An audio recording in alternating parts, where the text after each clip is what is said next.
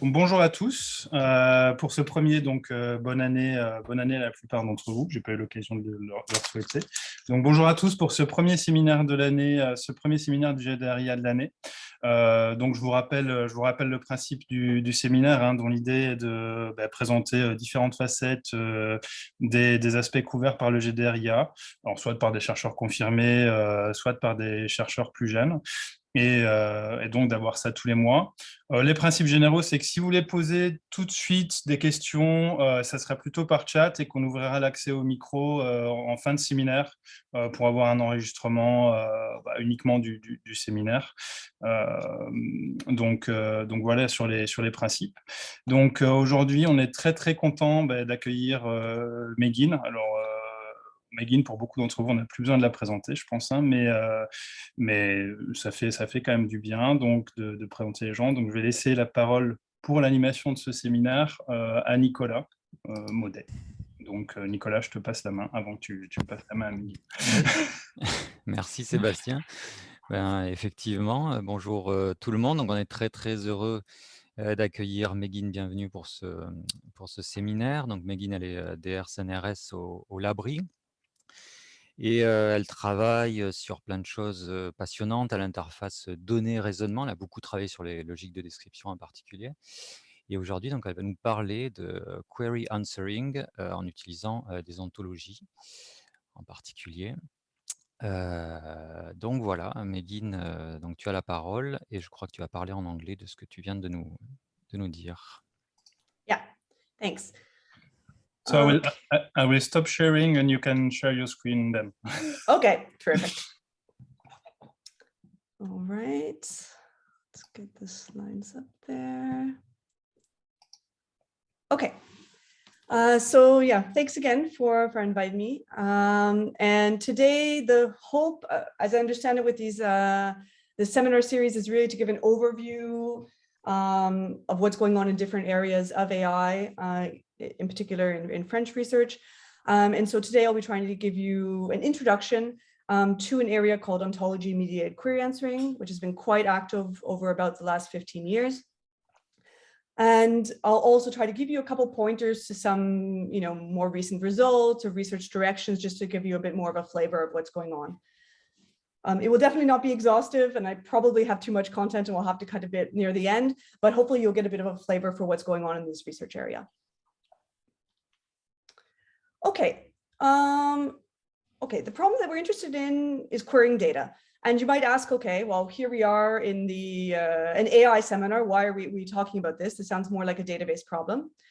But in fact, there's actually quite a lot of problems even nowadays in being able to effectively query data. For instance, we need to know how the databases are structured. If we're in a data integration setting, we might have very many different databases, and each of them might be representing information in different ways. And indeed, just even in terms of somehow the terms or the schema that's being used, there could be many different ways to say the same thing. And that's something that's really hard when we just want to express our query. So for instance, if we were in a hospital setting and we wanted to query for people with a certain condition, say listeriosis, first we need to know in the data how the patient data is stored. So in what tables, and where can I find the diagnoses? Where can I find the patients? Again, in different hospitals or different departments, this could be completely different. And then it could be, I mean, here I put in the middle that listeriosis, there's a formal code for it, but there's also many other ways you can refer to it. And you can see that in general, the same information, even if the information is explicitly there, it may not be obvious how to get it. But there are further problems. The terms that we want to use in our query, it might not just be a difference that we somehow have synonyms and we can just find something that maps directly to what we want. It could be that what we want doesn't correspond precisely to anything concrete in the database. For instance, if there's a difference in granularity, we want something fairly general and we only have very specific information in the data. And this is somewhat related, is that very often there's a lot of information that is not explicitly in the data. But it's somehow there, and only by leveraging this extra somehow knowledge are we going to be able to get back kind of the full value of our data. So here, just very, very simply, if now our user query were to find all patients suffering from bacterial infections, In the data, most likely we are going to find many different patients that satisfy this criteria, but a doctor's not going to write, okay, this patient has listeriosis, hence this person has a bacterial infection. I mean, we're just going to put the most relevant, the most direct information, and we'll actually then need to use knowledge of the area to know that listeriosis is in fact a bacterial infection. But if we just launch our query, it's not really going to match up to anything that's in the data, and we don't really have, if we don't have that information written down, we wouldn't get back any answers. So that's the role of our ontology. Our ontology is going to go in the middle, and it's going to mediate between the users who are posing their queries and the low-level representation of the data. So here, this is very much a simplification, but in the ontology, we could have things like saying that listeriosis is a bacterial infection and Lyme disease is also another bacterial infection. In fact, how that is represented in real ontologies that is considerably more complicated. We can formally define what listeriosis is and so on, and then infer that it would be categorized as a bacterial infection. But the key point is that given the knowledge that we've expressed in our ontology, we can combine that with what's in our data, and this will allow us to get back kind of the intended answers to our queries. So in this case, we would get back Alex and Kim, which we would not get if we directly posed our query to the bare data. And so the role of the ontology is to provide a convenient vocabulary for users to formulate their queries. So the idea is that the terms of the ontology will correspond to the user's conceptualization of the area. And so how they would express, there will be a very small gap between how they would express it in natural language and what they can say using the terms of the ontology. And then it's not just a set of words, okay? It also expresses knowledge and the relationships between all of the terms in the vocabulary. And this knowledge is then exploited during query answering. And we have, a very simple example here in this medical scenario. Now, sometimes the gap between the ontology and the actual representation in terms of one or more databases can be so huge that we need an additional component, which is a mapping, which is simply going to say, how do I populate, let's say, the ontology terms using, the data. So it's really just, this is kind of the stuff that the person who works on the database would know, whereas the ontology would be something more that people who are domain experts would be able to give us that knowledge, and then an ontology engineer would be able to write it down. So for the purposes of this talk, I'm just really going to be focusing on the situation where we have data ontology query. And the reason for that is that that's where kind of a lot of the reasoning goes on, where a lot of the interesting algorithms are happening. And that's really more the AI bit of this problem. But you can attach on mappings to this to be able to treat scenarios where you have, say, relational databases, and you really have to understand how these tables hook up to the ontology. So we're not really skipping over in the sense that, we're not hiding it under the carpet, but that's an initial component that can be plugged into what I'll be talking about today. Okay, so before we kind of get into formalizing a bit more this scenario, let's just talk a little bit about applications. So some areas where ontologies and this, approach of linking ontologies to data are relevant is in medicine, for querying medical records, and also for supporting the analysis of medical data for research. More broadly in life sciences, so both medicine and life sciences, there's a huge number of ontologies that have been developed. In life sciences, it's more for being able to share and find experimental data and experimental findings. And then more generally, just, in organizations, in companies, there are huge amounts of data, and very often it's difficult to find what you need.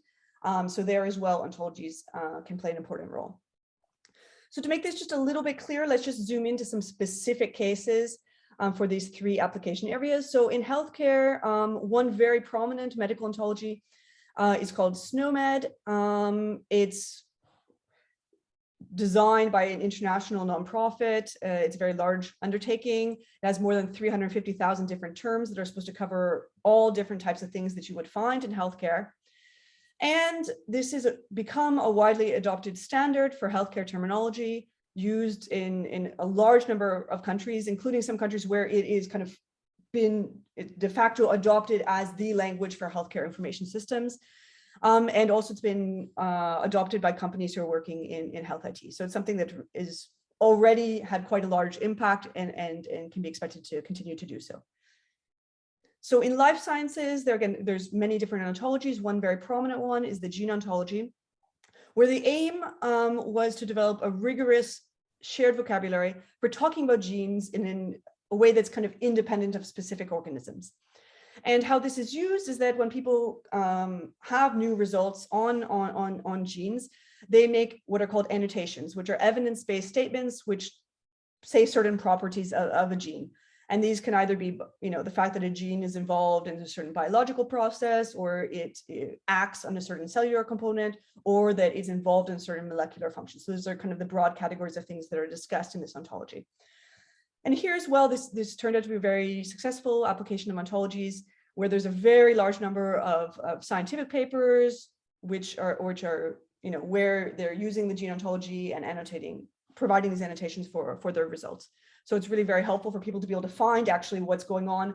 So someone who's working on, some bacteria might find that a certain gene has been involved in some molecular function, and someone else might need that information who's working on a completely different organism. So finding that is really important.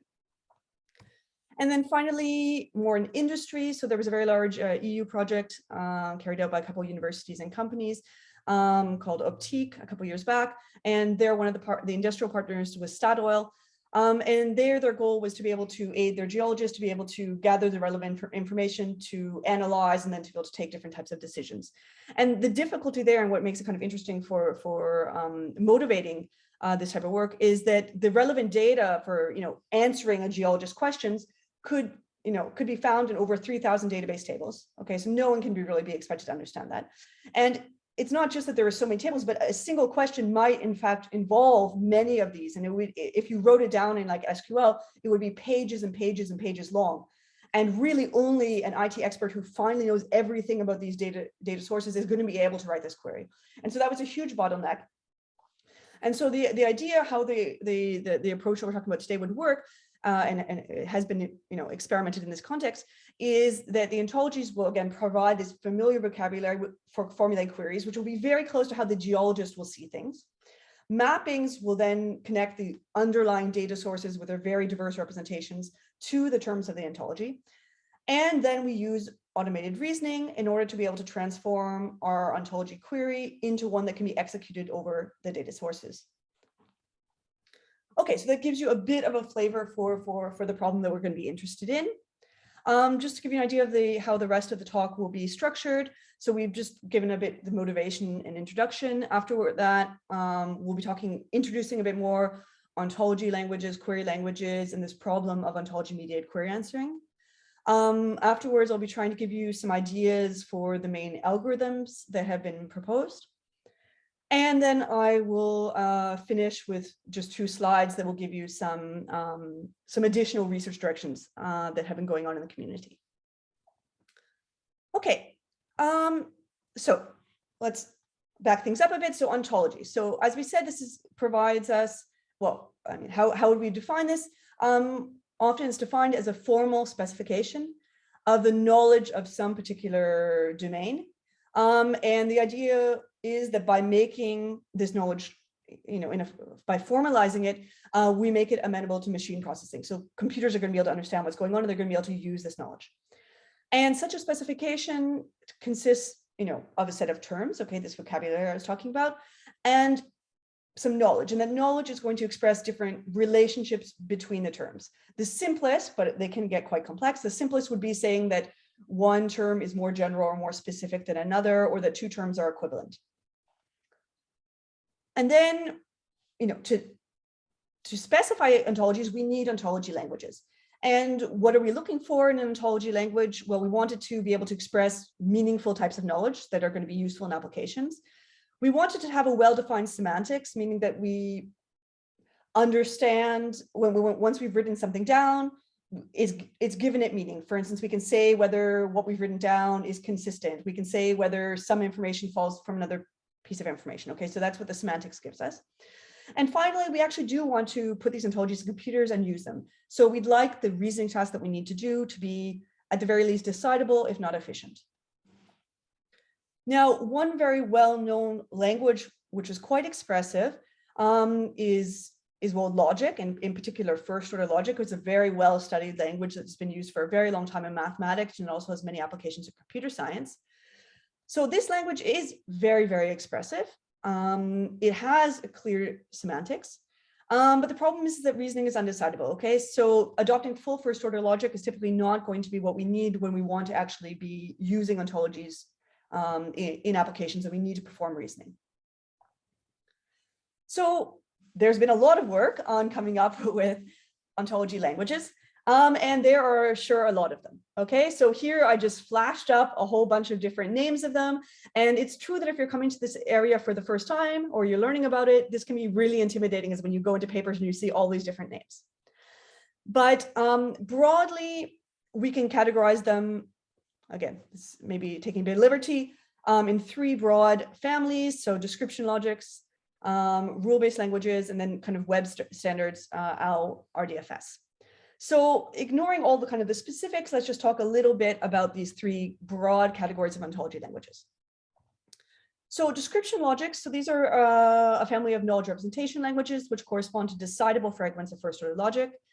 They have made a particular restriction by focusing only on unary and binary relations, which means we can talk about classes, for instance, the class of courses, the class of teachers, and properties that link 2 entities. So for instance, the fact that a certain course is taught by a certain professor.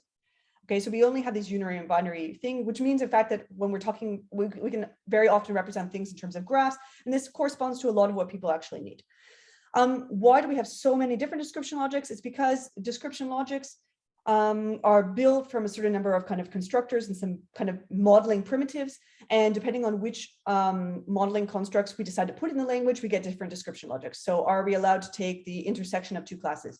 Are we allowed to declare that a property is functional or transitive, things like this? Okay, so another very prominent class of languages, which I'll just call rule-based languages, are based on logical rules expressible in first-order logic. One of the prominent languages that came out of the database literature is something called Datalog, and more recently, and on the KR side, there's a lot of work on what are so-called existential rules, which we'll see in a moment. But there are many different variants of these. What we can say is that with respect to description logics, there we can have relations of arbitrariety. So if we want to have some relation that brings together 3 different entities, that's not a problem. And why we have so many different languages? Well, here it's either because we place restrictions on the shape of the rules themselves, their syntax, what we're allowed to put in them, or some global properties of the rule set, which can be either their syntactic or semantic. And then we have OWL and RDFS, and there are many versions of them. So these are standards for the web, so done by the World Wide Web Consortium, and that were designed to be able to enrich web data with ontologies and terminologies. OWL in particular is based upon description logics, but it has the way it's written down, and it has some extra features that are designed for use in practice. So that's really much more pragmatic view, although at its core, it's really just description logics. And those additional features, for instance, in the language, we'll have a way to write down different types of annotations, and because in practice, one wants to be able to annotate who wrote this axiom and what's its name in different languages and things like that. And also different types of meta modeling to be able to talk, to be able to query and talk about, for instance, the classes and properties themselves, okay? And a whole bunch of other things that I won't go into. The main takeaway is that there's a lot, although there are many, many different languages, there's very strong connections between these different languages. Description logics, often, the algorithms, well, they've directly kind of inspired and are the basis for OWL. Also, description logics have they've inspired a lot of the algorithms that have been explored for rule-based languages. And on the other hand, rule-based languages, existential rules, often generalize in an interesting way certain particular description logics. So there's a lot of back and forth, and there are many people who have their foot in more than one of these communities. Myself, I mostly work on description logics, but I've also done some work on existential rules, for instance. Okay, this is just to flash up here the syntax. So how do you actually write things down in these languages? So in description logics, description logics have their own way of writing things down, which is rather succinct and useful when you work on description logics, and very hard for people to understand when they don't work on description logics. Rule-based languages, there's not a unique way to represent rules, but very often, you just have a little arrow, you have a body, you have a head, and it's a bit like if this, then that. And overall, even though there still can sometimes be kind of logical notation, it's a lot easier typically for people to see what's going on there. And in these web languages, there's actually several different syntaxes, some that are more like an XML format that are more just for machines to store these and exchange these, and some other versions that are more for if you want to write things down or if you want humans to read them. So because there's just so much going on there, and I obviously can't cover it all, for the moment, we'll just suppose that our ontologies are given as rules, simply because a lot, even if we wanted to work with description logics, a lot of times they can just be written as certain types of rules. And it's just perhaps a way for us to kind of abstract from all these different languages. And in fact, I, for the most part, won't even refer to all those little different particular fragments. I mean, from time to time in passing for those who are interested in that, but mostly I will just keep things very general. So let's just say that ontology axioms, they basically take the form of rules where there's a body, an arrow, and a head, and this can be read as if the body holds, then the head holds too. Kind of the simplest rules, so to speak, which are basically what you have in this language called Datalog.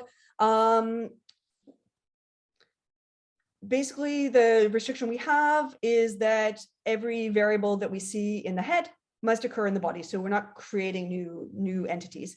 And all of the variables are universally quantified. So you would read this one basically as if someone's a professor, then they're a PhD holder. Or if we have a grad course that is taught by Y, then Y is a professor, okay? But in a lot of ontology languages, we actually do need to reason about unknown individuals. And for that, we could use so-called existential rules. So here we have an example. So if X is a PhD holder, then X has a supervisor Y who is also a PhD holder. Or if X is a course, then it is taught by someone, okay? Sometimes we need to reason on things, do some reasoning by cases. So, we might want to say, well, if I have a course, then it's either undergraduate course or graduate course. Sometimes we need to say that certain situations are impossible, okay? We need to be able to place some sort of constraints. So it's essentially a form of negation. So for instance, we can say, well, it's not possible for a course to be both an undergraduate course and a graduate course at the same time. This can be done by just adding this little bottom contradiction symbol to the head of the rule. And then something else that we can find are rules that use the equality relation, which can, in particular, if we want to express something like functionality. So if we have something, a relation has main supervisor, and then we say that if someone has a main supervisor Y and Z, well, Y and Z must be the same, which says basically you can only have a single main supervisor. Okay, so this just gives you a bit of a flavor for the types of constructs and things that you could see in ontologies expressed as rules. We will mostly just be focusing in on the first two types here, so these kind of simple rules and these existential rules, okay? But of course, we can, in fact, do a lot more, and sometimes to model certain things, we do need to go beyond that. Okay, now let's talk briefly about queries. So the simplest queries are just atomic queries that are looking for everyone who belongs to a certain relation. So I could look for all the PhD holders, or I could find all the pairs of a course and the person who teaches it. But when people really started trying to use ontologies to query data, they were naturally interested in more expressive languages that are a bit closer to what you would see in databases. And so kind of the de facto standard in the area are so-called conjunctive queries, which are essentially just a conjunction, so an and of these atoms, where, here with the atomic queries, we return all of the arguments basically right? And here we can use an existential quantifier to basically project away some of the arguments, saying we don't need to return their values, okay? So here, for instance, we say taught by XY and PhD holder Y, but we project away Y. So what we're looking for is all those courses that are taught by some PhD holder, but we don't need to know who. And this is a very well-studied class of queries that corresponds to select, project, join in SQL, which is what's used for relational databases, and basic graph patterns in Sparkle, which is for the language for querying the semantic web. Okay. Now, how do we define what counts as an answer? So, I mean, if we just have some plain data, okay, and a query in some normal database query language, say conjunctive queries, then we know how to define the answers, okay? Basically, if it's a conjunctive query, we just see what are the ways of mapping. The conjunctive query is basically a pattern. How can we map it onto the data? And then we look at where the free variables were mapped, and that gives us the tuples, and that's what we return. But what happens now when we have an ontology, okay? One way of seeing it is that if I have an ontology in a data set, this defines a whole bunch of possible worlds, okay? Possible states of the situations where we have all the data that's been expressed, but we may also have additional facts that are given by the ontology. And usually the ontology and the data, they don't pin down one particular situation, but a space of possibilities. So we call these the models. These are the models in the sense of logic. And we don't know which one holds, but we know that one of these corresponds to the true situation. And so each of these models, we can see it basically like a database. And so we know what are the answers in each of these models. And then since we don't know which of these corresponds to the true situation, we're in a setting of incomplete information, we are going to be looking at the certain answers. So those tuples, which are answers for every model of the ontology and data set, which in other words basically means that we can derive or the query's answer is entailed from the ontology and the data together. So here a way we can write it is that on this side, that I will actually use the entailment symbol for this. So we have, this is a certain, here we're writing that A is a certain answer to Q with respect to O and D. We use entailment because it really is logical entailment because it holds in every model. And what does that mean? It means that it holds in every model. Okay, so this is the notion that we're having. If you're not comfortable with logic, just think of it as all the things that kind of follow or are guaranteed to hold based on the information in my ontology and data together. Here's an example to make this a bit more concrete. So suppose I have an ontology where profs and postdocs are PhD holders, grad courses are courses, courses must be taught by someone, and if it's a grad course, it must be taught by a professor. And then we have some data saying that, well, this course is taught by Paolo, who's a postdoc, and this is a grad course. And now we want to find all of those, everything that is taught by a PhD holder. Okay, same query as before. Then we'll get back to certain answers. So we're going to get CS50 based on the fact that, well, CS50 is taught by Paolo. Paolo is a postdoc, and we know that postdocs are PhD holders, so that allows us to satisfy this second atom. And we'll also get back this other constant, CS87, because, well, this is a grad course is a course must be taught by someone, and moreover, it must be taught by a professor, and that professor must be a PhD holder. So by putting all that information together, we are sure that CS87 must necessarily be taught by a PhD holder. Okay. So that gives you a bit of a flavor for the type of problem that we're working with. Now, before I move on to talking a little bit about the different types of algorithms and some kind of current topics, let me just flash up here some pointers to the literature, because there's just so much that I want to cover that I'm not going to be able to give a reference on every single thing, in particular when some of these references date back a long time and there's been many, many developments. So I'm giving here one early paper talking about how to use ontologies to query data, 2 tutorial chapters that are quite detailed, and they're really written more as introductions for both the case of description logics and existential rules. And these will have many, many more references within them.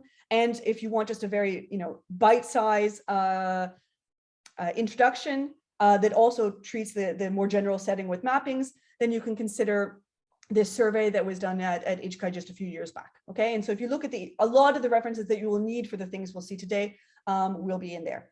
I will sometimes still give some concrete references, especially with kind of newer things or particular approaches.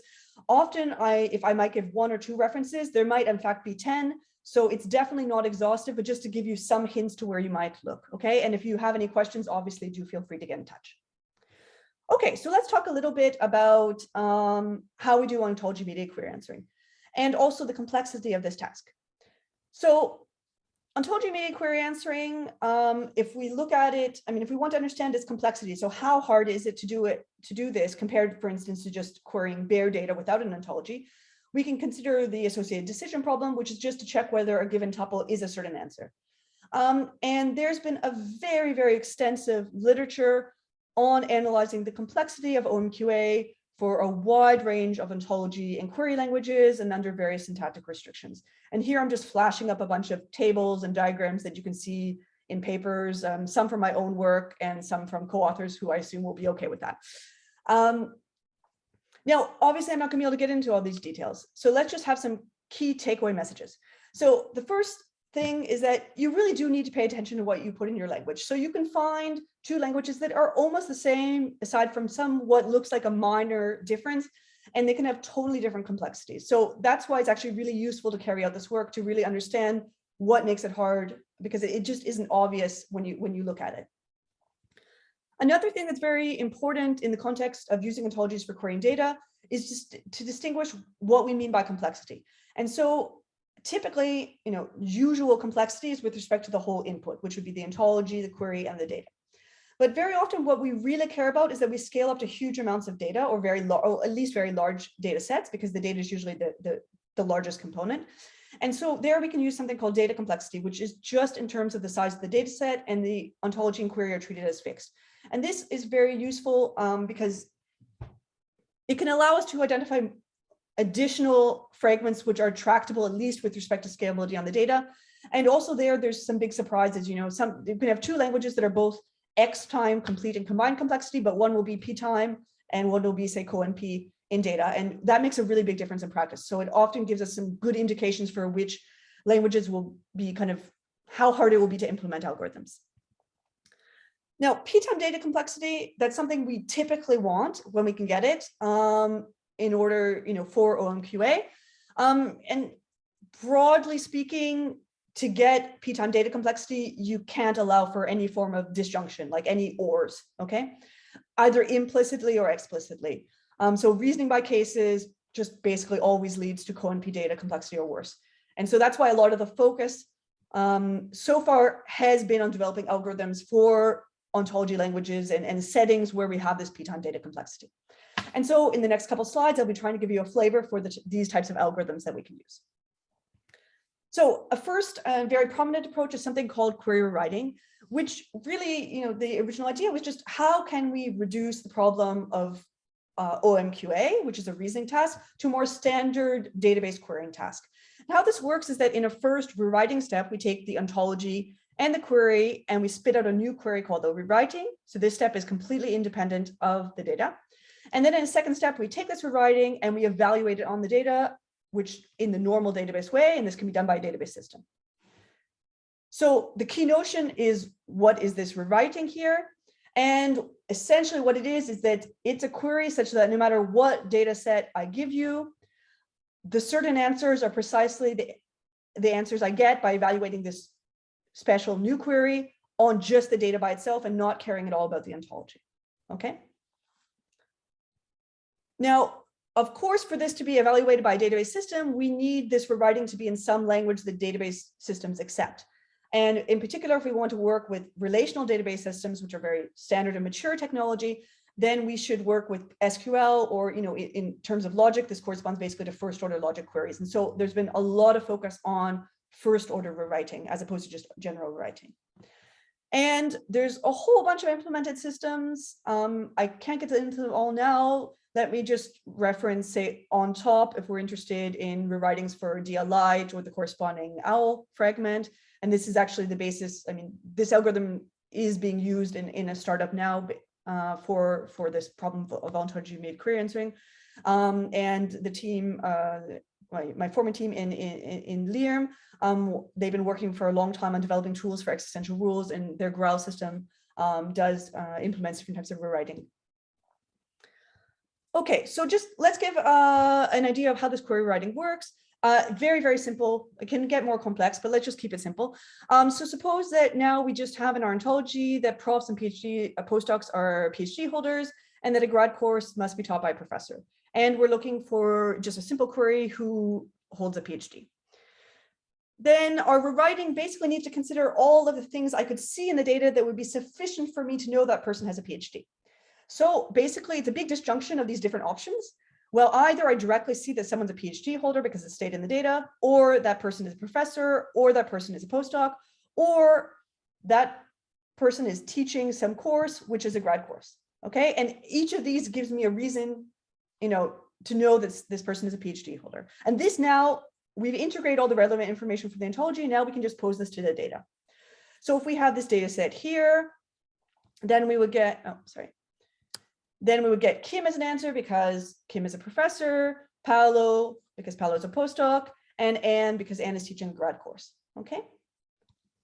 Now, I also wanted to give some ideas of different research and some of the foundational challenges. So here's two branches of research, which I've been involved in. So the first is that when people started implementing these algorithms, sometimes these rewritings were really, really big. And so a natural question is this unavoidable? And so this led to a study of the succinctness of rewritings, where we showed for kind of one of the most common settings, like basically DL-light ontologies and conjunctive queries, that the exponential blowup is unavoidable in general. But if we place certain reasonable syntactic restrictions, then we can find tractable classes where we're guaranteed to have shorter writings. And what was interesting is that this built connections to a very different area of research, namely circuit complexity. Another important thing to know is that, this query rewriting approach, it's really great, but it applies to rather few ontology languages. So for many ontology languages that you'll encounter, forced order rewritings are not guaranteed to exist. So this reduction essentially to database query answering, it's not necessarily possible. And okay, is that the end of story? Well, in fact, what we can do is try to be a bit more fine-grained and look at testing for a given ontology inquiry, whether it has a rewriting, which will then allow us to be able to use this technique for a wider range of scenarios. Okay, so query writing is one prominent way of implementing ontology-mediated query answering. Another is something called materialization, which has many different flavors. I'll give you a couple different ideas here. So the basic idea is that we're going to be adding things into the data. Basically, our ontology allows us to infer new things, and we're going to add them into the data so that all that implicit information is now explicit. So there's a materialization step where we add this stuff to the data.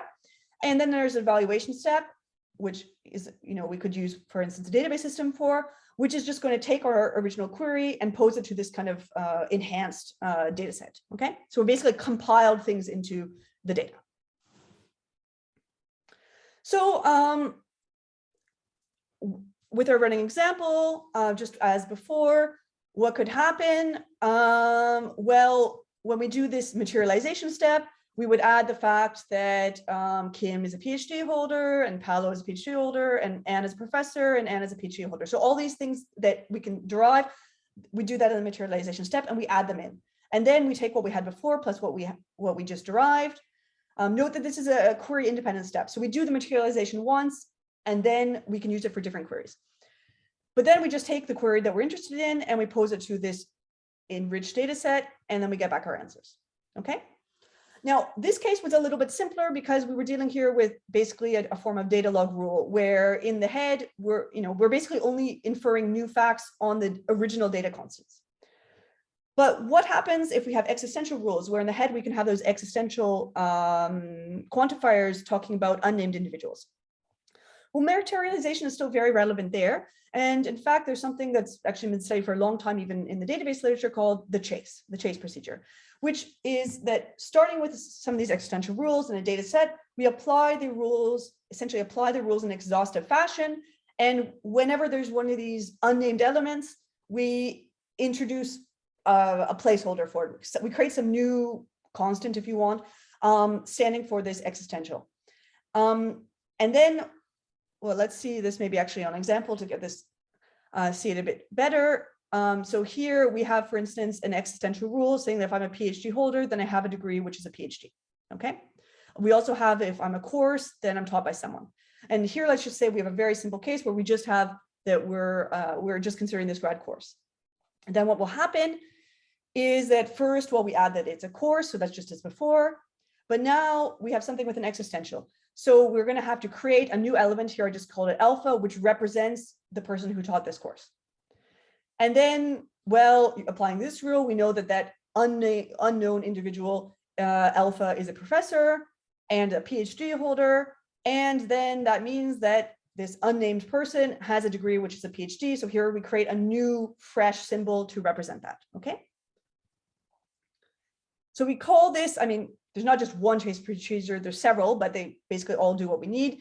And so the result of applying the trace procedure is called the trace, and I have this notation here for it. And once we've done that, then it's the same as what we had on the previous slide. We take the query we're interested in, we pose it to this chase, and then we get back the answers, okay? And the key property is indeed that this will give us the right answers. We have this equivalence saying that this tuple is a certain answer if and only if it's an answer to the query on the chased data set, okay? And this applies just generally to existential rules and to all homomorphism closed queries such as conjunctive queries.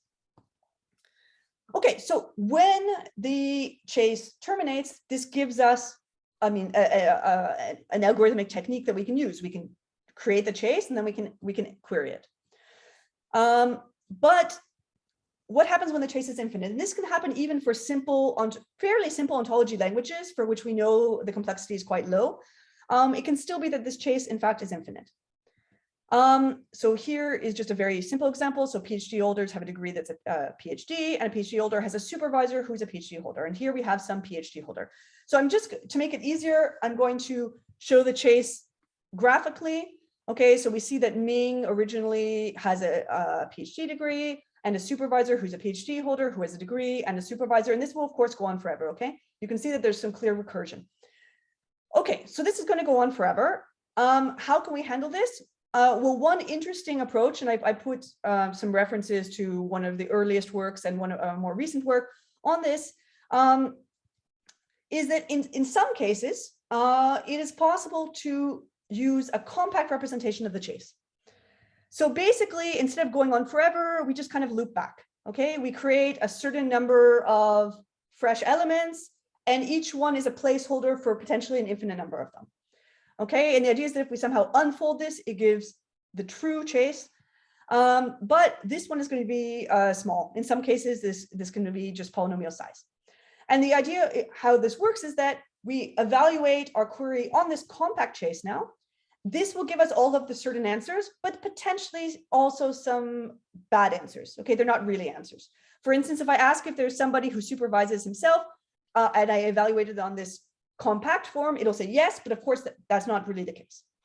And so you can either use some rewriting or some filtering procedures to be able to kick out these bad answers and to get just the ones that we want. Okay, so in general, when you start going on to richer ontology languages, you often have to combine different methods to be able to get something that works. But yeah, there's quite a lot that has been done and very interesting algorithms.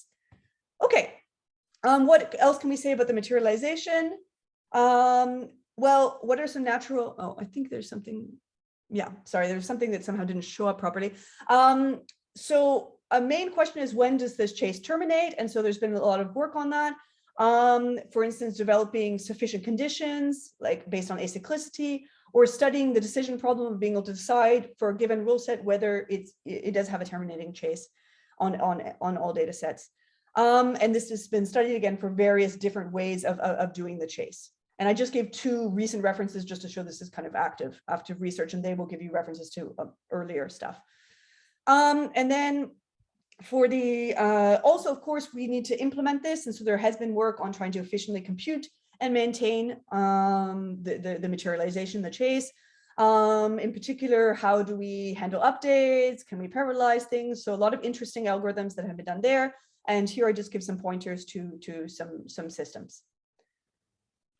Okay, so I just now have two final slides to talk a little bit more about other branches of OMQA research.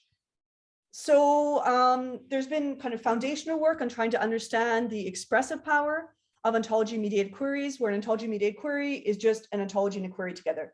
Because essentially, if we look at this whole problem from the database side, it's like we have data and then we're querying it with this composite query, which has the ontology and the query together. And then we want to understand what we can do with it. And there's a lot of interesting things you can say about the expressivity. Here I just put two papers. So one work that I was involved in, which is interesting because it builds connections to constraint satisfaction problems, which is not usually, that's usually a very different branch of research. And a very recent, very nice paper, which is understanding expressivity of rules for which the chase terminates. Now, as I said, there's been a lot of work on complexity, but very often the complexities, if we say something is X time complete, it means that we can find some ontologies and some queries and some data. I mean, we can find a particular setting or a sequence of settings where this bad complexity manifests. But it can be that, in fact, the particular ontologies that we're working with, the particular queries, they might actually not be so bad. And so there's been a push, and there's quite a lot of work now on trying to classify in a very fine-grained manner the complexity, either at the level of an ontology. So does this ontology have good complexity, or does this particular ontology-mediated query have good complexity? And that can help us to get more tractable cases and to help us to select the appropriate algorithms to use. And there's lots and lots of work on this. I just put 2 references here, but there's a lot more in that vein. Now, so far I said that algorithms have mostly focused on the case where we're in p-time for data complexity, but there's of course some other ontologies we'd like to be able to use where that is not satisfied. So how do we do ontology-mediated query answering with highly expressive ontologies? One approach that's been explored in a number of works is to use different forms of approximation. So here I'm citing a work a couple years back that used that developed a system which relies upon upper lower approximations. And more recently, a more kind of foundational look at what kind of approximations you can do and what do they buy you was presented this year. Okay, so last content slide. So just a few more topics that I wanted to mention. So a lot of the work so far has assumes that the data that we're querying is either in relational databases or it's maybe in like RDF format. But of course, a lot of data nowadays is in other formats. So we might have graph data, like NoSQL or key value stores, temporal data. There's all kinds of other data that you might want to be able to access. Also, these typically will involve other types of queries. So there's a lot of other types of database queries beyond conjunctive queries.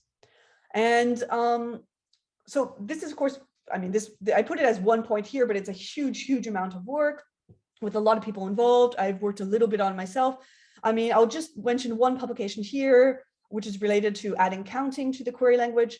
And because I have currently a PhD student with Quentin Menier, whose PhD thesis is on that and is doing some very nice work. And here's just one recent reference on this. I'd also like to mention that there's in fact an entire ANR project, which is really trying to deal with applying the OMQA approach to heterogeneous data. So it's the coordinator is Federico Iliana, and it involves LIRM and 7 other French labs. So there's actually quite a lot of people in France who are working on this type of problem. Another broad topic is how do we handle imperfect data or possibly also imperfect knowledge? So what happens when there are errors or imprecisions or uncertainty, in particular in the data? So there's already been a fair amount on handling inconsistencies, although we're certainly not finished yet, but I give you here a survey that talks about the work that's gone on so far. And in fact, currently I have in one of these AI chairs called Intended, which is specifically on this topic, tackling many different problems related to imperfect data using ontologies and knowledge-based approaches primarily. 2 other things that are very interesting, especially to a broader AI audience. And I don't have, here again, there would be a lot of different references and so on, but obviously explanation, okay, explainable AI is big. And in this area as well, we would of course like to be able to justify or explain why we got certain query results or why something did not appear in the answer. And so there has been a lot of interesting work on that. And learning, of course, a big bottleneck for this approach is where does the ontology come from? Where do these mappings, if we need the mappings, where do they come from? And so there has been work on how can we at least, automatically or semi-automatically learn some of these components to be able to at least get us started in applying the approach. Okay, so I guess I will stop there and I'll be happy to take any questions. And I will just note, in case there are interested people in the audience or those who know them, that in this big project we are hiring, and so there's a number of available positions if you're interested in working that or know people who are. Thank you. Thank you very much, Meghyn. I think we can unmute for a round of applause, maybe.